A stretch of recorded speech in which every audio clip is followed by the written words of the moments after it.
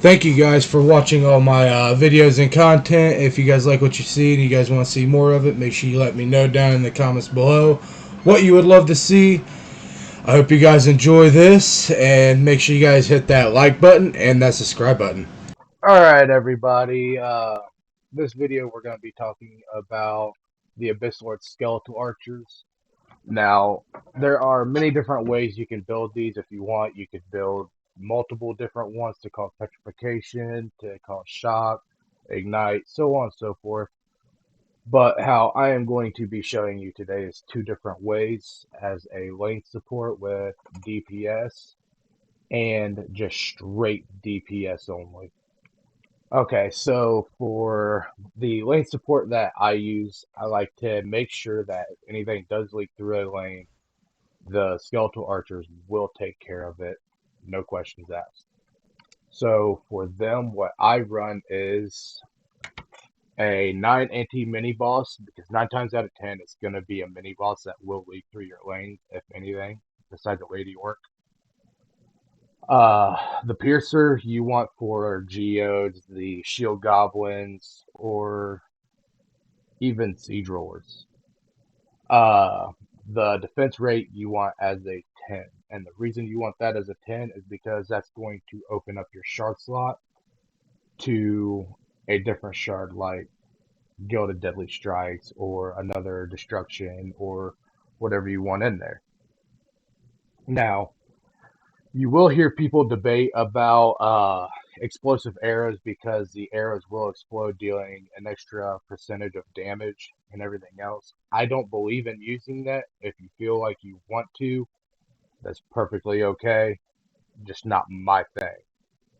So for my lane support, the 10 piercer you have to have on any skeletal archer, guaranteed. The defense rate, that one's really entirely up to you. That's what I feel is the best to run on there. And then, like I said, the mini boss I feel is best because that's what typically leads to bosses. Now, shard wise, the one thing you have to run on a skeletal archer to make it viable is double tap. If anybody tells you otherwise, don't listen to them. They don't know what they are talking about. You have to run double tap on your archers. Then for, like I said, the lane support, you want to run a Deadly Strike. So it gives it that range boost so it can hit shit from far away. Now, where the power comes from is not only your Ascension, your pet, and a few other things, but it also comes solely from Mass Destruction, giving it that 70% bonus on there. The other stuff that will give the skeletal archers the boost that they need is your ascension points right here. As you can see, I have mine completely maxed out at 748. I have not done the reset yet to get it to 999. I don't know if I actually will either. But then your defense speed, you want maxed out for the ascension points. The archer range gambit, you can max that out. If you don't have a whole lot of ascension, you don't have to do it, but it's something that could help with just getting that little bit more distance on there, even if it's not a lot. So now that you've seen what my lane support does, now I am going to show you how you would want to build the max DPS skeletal archer. So you're going to want to take this Deadly Strikes off and throw on a Destruction. When you do that, now you're increasing it by a total of 112% mixed with the Mass Destruction. So if you want to take a look at this, take that off and throw that Deadly Strikes on, it's taking my skeletal archers from 10.5 mil DPS to, let's throw that Destruction on, up to 14.9 mil DPS. That's a big difference. The only sad thing about this is if you look at that range, it is 3375 plus 1125. It does not hit very far. Let's see if we can actually get this to show. Okay, so it's only hitting to about right where these boxes are right here without the deadly. Now when we throw this deadly back on here, and this is why I call this the lane support.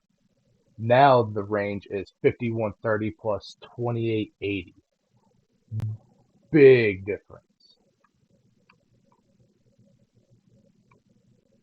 And with this, you can ask anybody I play with it. They are very solid. I can hold primes with nothing but these around the core with the deadly strikes on there, and we have zero issues out of it.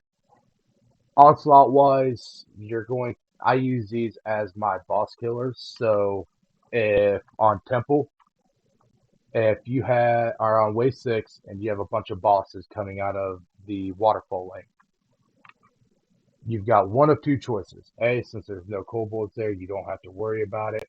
You could throw that destruction on, cause them to do straight max DPS, and then you can buff them up with your buff beam, your boost aura, and your destructive pylon, and cause these guys to do upwards to probably around 30 to 50 million DPS. Have a couple of them in each lane, and you'll shred that boss lane every time.